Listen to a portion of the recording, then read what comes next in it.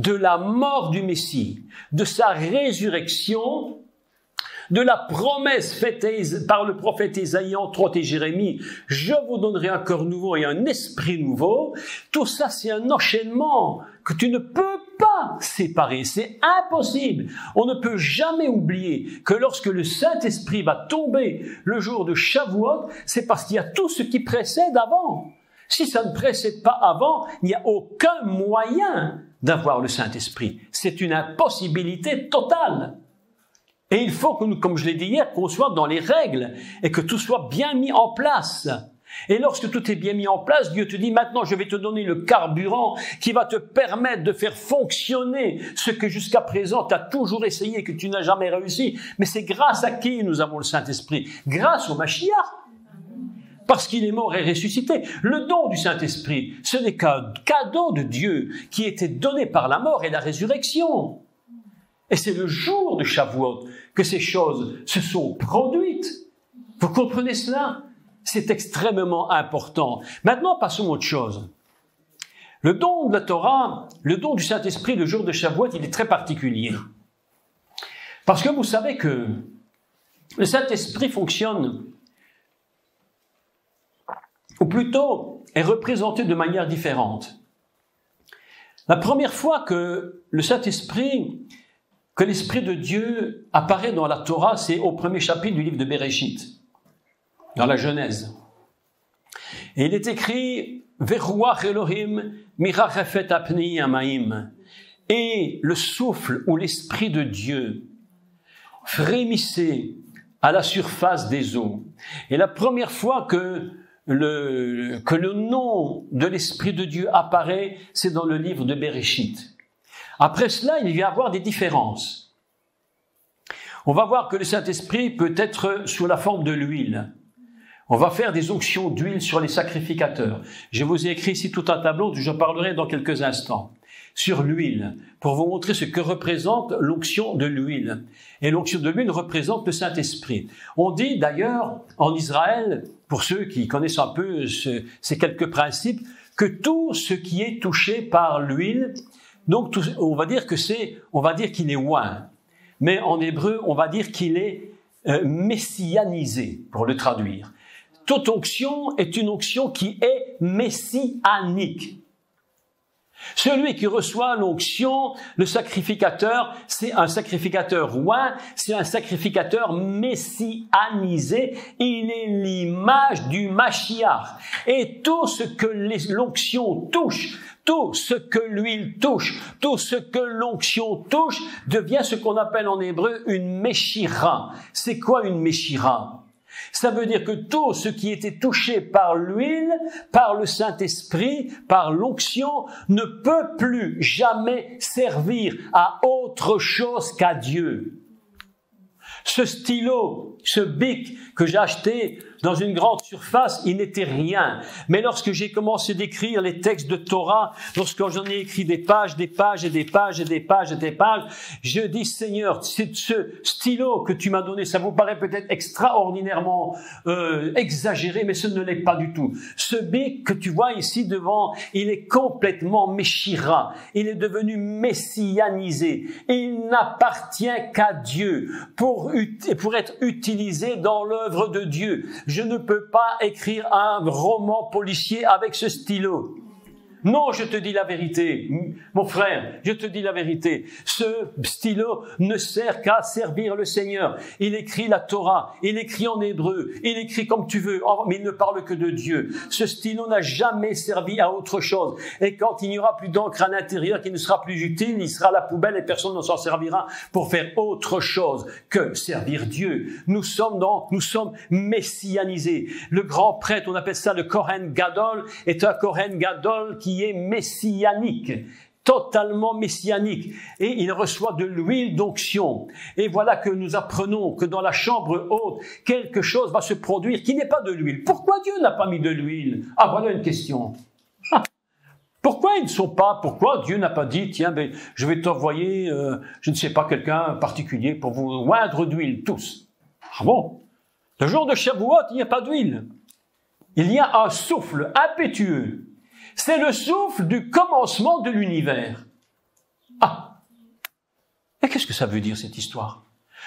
Lorsque tu reçois l'onction, le jour de Shavuot, lorsque le vent se met à souffler et que les 120 sont là, ils sont en train de commencer de s'introduire, s'il n'y a pas de mot, de fusionner dans le commencement de l'univers, dans le début de tout ce que Dieu a créé. Nous devons oublier une chose, mes amis, c'est compliqué, très compliqué. Nous devons raisonner la Torah, nous devons raisonner de ce livre de Torah, non pas de la façon la plus grecque qui soit. J'ai rien contre les Grecs.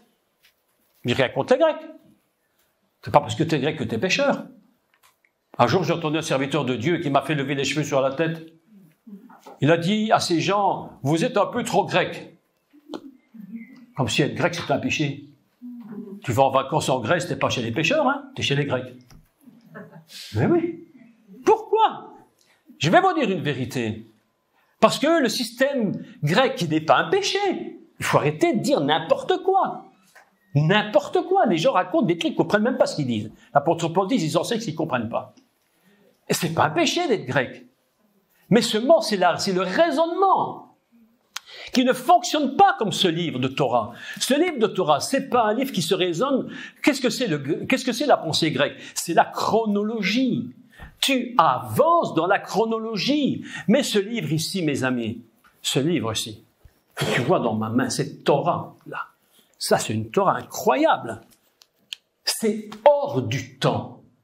C'est un livre qui n'est pas dans le temps. C'est un livre qui est dans l'éternité. Le temps n'existe pas dans ce livre. Dans les 7 jours de la création, il y a des discussions. Le monde dans 7 jours de 24 heures, l'autre dit oui, l'autre dit non. Mais tu perds ton temps. Mais qu'est-ce que tu perds ton temps à discuter sur des choses qui n'ont aucun sens? Ce n'est pas 7 jours, mais ce n'est pas le problème. Le problème n'est pas là. C'est que nous devons lire ce livre dans une totalité d'éternité, hors du temps.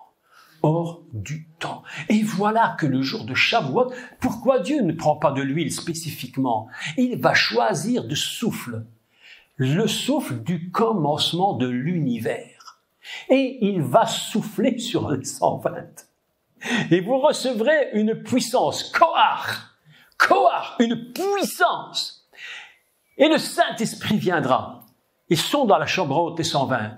Et tout à coup, on entend un bruit, et un bruit comme un vent, le souffle du commencement de l'univers, qui était au-dessus de la chambre haute en train de frémir. Il frémissait au-dessus des eaux. Il attendait quelque chose. Qu'est-ce qu'il attendait? Que la voix de Dieu dise, c'est maintenant! C'est maintenant! Allez, c'est maintenant! Et au moment où la voix de Dieu crie, oh!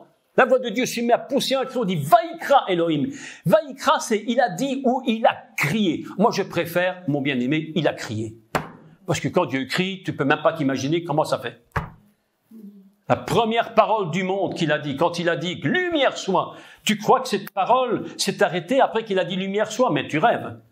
Cette parole continue encore aujourd'hui de crier dans l'éternité. Elle était tellement puissante qu'elle ne sait même pas s'arrêter. Quand tu dis Dieu m'a dit aujourd'hui, en fait, il ne te l'a pas dit aujourd'hui, il te l'a dit au début du monde. Et tu ne fais qu'entendre ce qu'il a dit au début du monde. Les gens disent Dieu m'a dit aujourd'hui. Non, Dieu ne t'a pas dit aujourd'hui. Tu as entendu ce qu'il a dit au début de l'univers. Et ton oreille a entendu quelque chose de là-haut qui est éternel. Tu comprends, mon bien-aimé? C'est ça le secret. Et c'est pourquoi, quand tu rentres dans Shavuot, le jour où l'Esprit descend, tu rentres dans le recommencement, entre guillemets, avec 1000 parenthèses, du commencement de l'univers. Et tu te retrouves à l'origine de la création. Ah, je te dis, sans l'Esprit de Dieu, mais rien n'est possible. Oh, Shavuot, il est dans tous les coins de la Bible. Shavuot, vous savez où il se trouve, Shavuot? Je vais te dire un grand secret. Écoute-moi bien mon grand secret. Je te dévoile un beau secret. Tu aimes les secrets? Les beaux secrets. Le Mashiach Yeshua est dans la tombe. Il est mort. Il est mort. Mais pour Dieu, il dort. Mais il est mort. Ok. Et il est 3 jours là dans cette tombe. Il est 4 jours dans la tombe. Il est là dans cette tombe 3 jours. Il attend. Et vous croyez qu'il était seul dans la tombe? Mais non. Il n'était pas seul dans la tombe. Le Saint-Esprit était là. Et il frémissait sur le corps. Il avait un frémissement sur le corps. Il attendait que la voix du Père crie « C'est maintenant ». Et au moment où l'Esprit, où la voix se met à crier « Vaikra Elohim », Vaikra, il a crié Elohim, résurrection, lève-toi. La voix du Mashiach a crié au corps. Dans la tombe, là, quand le Saint-Esprit frémissait sur le corps, il n'avait pas encore touché le corps, mais il frémissait. Mes amis, le Saint-Esprit frémit toujours au-dessus de toi.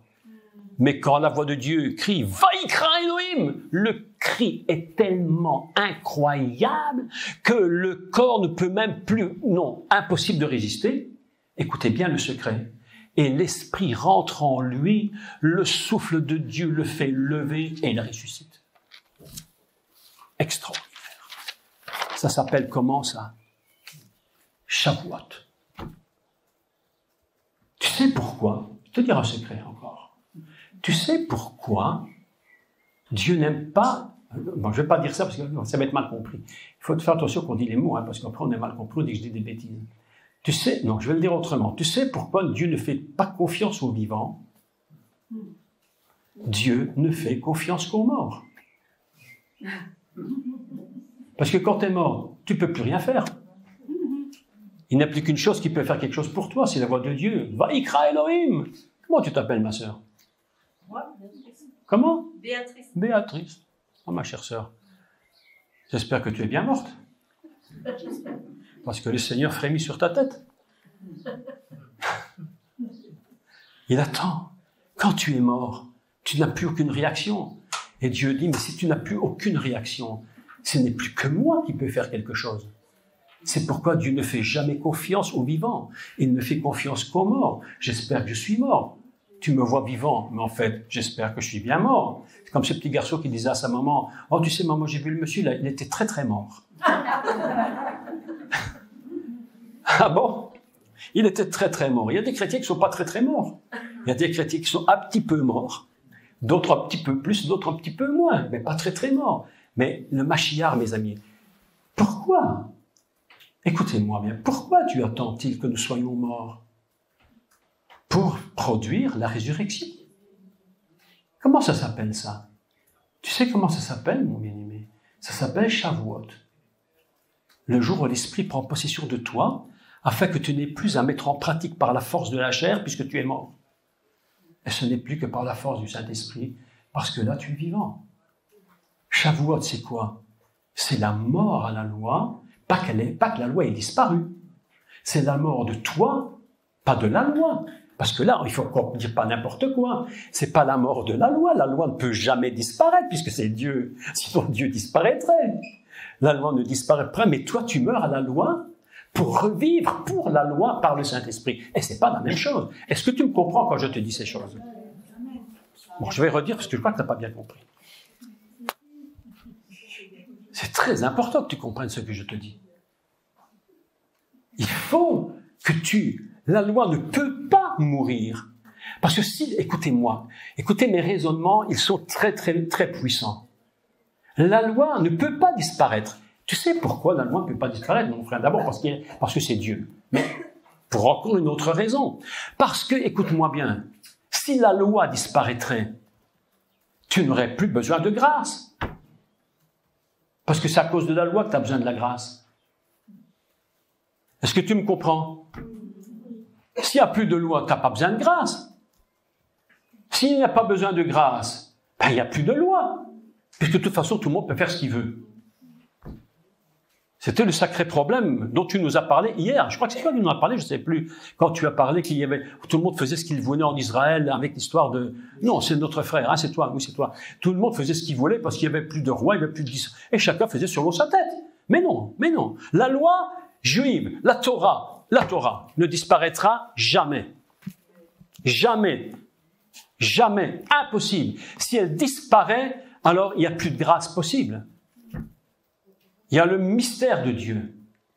On se dit, Seigneur, mais pourquoi? Pourquoi? Non, je vais encore vous dire un truc. À dormir debout, hein. Ne vous endormez pas quand même. À dormir debout. C'est incroyable. Des choses inimaginables. absolument incroyable. Mais pourquoi cette loi ne peut-elle pas partir? Il y a des secrets que Dieu... Les choses sont cachées. Ici, dans ce livre, tu vois une loi qui est terrible. Mais il y a une chose que tu ne vois pas à l'intérieur, que les gens ne voient pas. C'est qu'à l'intérieur, il y a une notion cachée. Quelque chose est caché à l'intérieur que personne ne voit et que tu ne peux voir que par révélation. Ce qu'on appelle reine, la grâce. Il y a des choses incroyables, des puissances incroyables. Une puissance de la parole. Shavuot, c'est mourir à soi. Shavuot, c'est être mort à soi-même pour que l'Esprit vienne habiter en nous et qu'il fasse ce que nous ne pourrons jamais faire. Et c'est la raison pour laquelle Dieu a donné le don de l'Esprit du Ruach le jour de Shavuot. Et non pas après ni avant. Tout est calculé. Tout est mis parfaitement en place. On ne peut absolument rien discuter sur ces choses. Tout est mis en place par l'Éternel. Il a prévu, tout est calculé. Mes amis, il faut mourir. Le secret, le grand secret que nous ne comprenons pas toujours, c'est la mort. Pourquoi la mort? Alors je vous dis le secret. Écoutez le secret. La mort. La mort. C'est pas le diable, hein?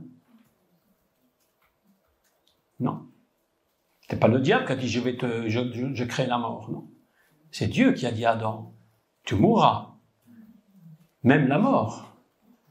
Même la mort est une notion d'en haut. Parce que ce que Dieu voit dans la mort, c'est pas ce que nous voyons. Quand nous parlons de mort, nous ne voyons pas ce que lui voit. Nous ne voyons pas la même chose.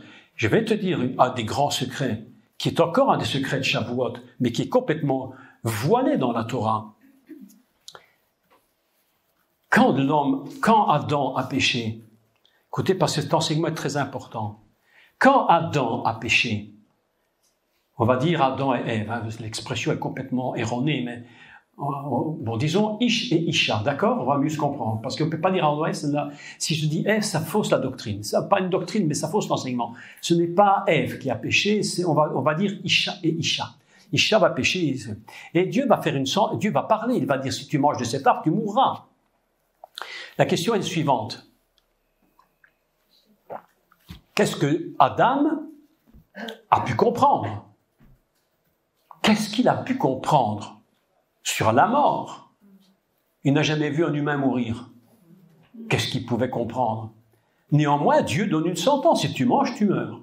Donc, on a l'impression immédiatement que la mort est une punition terrifiante. Elle l'est. Elle l'est. Mais qu'est-ce que Dieu voit dans la mort? Qu'est-ce qu'il voit dans la mort? Il ne voit pas ce que nous voyons. Nous voyons le pauvre qui est en train de mourir ou qui est mort, on l'enterre et c'est terminé pour lui. C'est ça que nous voyons. Mais Dieu ne voit pas la même chose que toi. Alors moi j'ai réfléchi à cette question. Je me suis dit, mais mon Dieu, mais qu'est-ce que toi tu as vu? Je vais vous dire ceci. Pour expliquer le principe de la mort, parce que la mort, c'est un grand secret pour Shavuot. La puissance de Shavuot, c'est dans la mort qu'elle se produit. La puissance qui se dégage, c'est-à-dire la vie qui se dégage, Shavuot, c'est ça. Et à quel moment Dieu va-t-il mettre en place le principe? Non mais c'est la folie ça. À quel moment Dieu va-t-il mettre en place le principe de Shavuot? Je vais te dire où. Lorsque Dieu parle à Adam et lui dit, écoute Adam, si tu manges de cet arbre, tu mourras. Tu me dis, mais qu'est-ce que ça a à voir? Je t'explique. Je te l'explique. La parole de Dieu nous enseigne que Dieu a pris l'homme de la poussière de la terre. Il a fait de la boue, pris de l'eau. Vous savez que nous sommes plus ou moins à 75 à 80% d'eau. Il fait un petit mélange à lui, bien savant. C'est son mélange à lui. Il a tout bien fait. Et, tout est mis en place. Et l'homme existe. Voilà. Adam existe. Et puis voilà. Et puis il lui dit, écoute, si tu pêches, si tu désobéis, si tu fais le contraire, tu retourneras où? Dans la poussière. Tu es poussière. Écoutez bien les mots. Afar, c'est comme ça on dit Afar, poussière.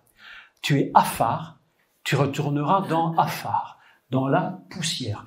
Mais pourquoi tu me fais retourner dans la poussière? Écoutez le secret. Parce que la poussière, c'est la matrice de l'homme. Et que l'homme ne peut pas naître ailleurs que dans une matrice. Donc la mort qui est dramatique à nos yeux, pour Dieu, c'est la matrice de la résurrection.